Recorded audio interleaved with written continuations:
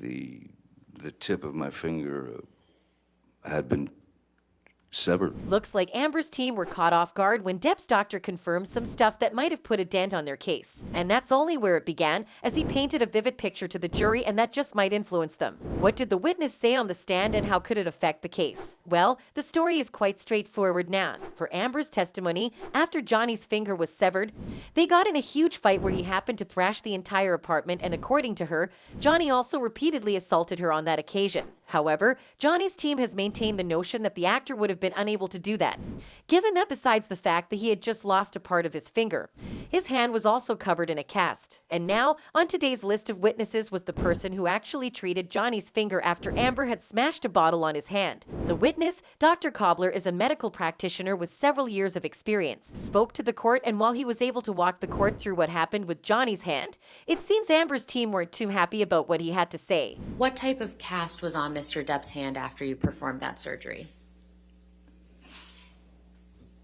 It was a plaster splint.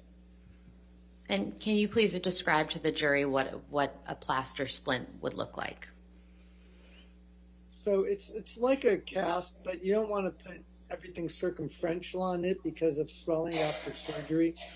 So I believe in Mr. Depp's case, it was like the two fingers. I think the third finger was the one that was operated on. So these two fingers, the third and fourth finger, are together.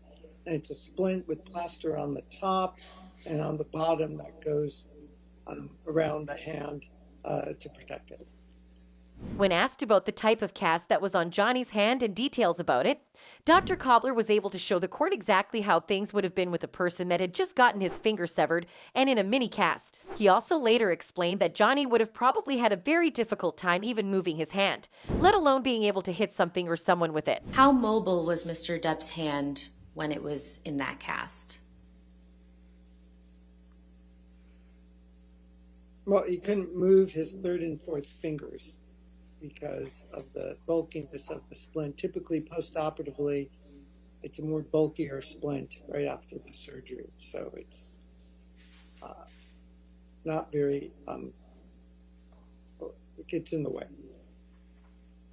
Could Mr. Depp grab someone with that cast on his hand?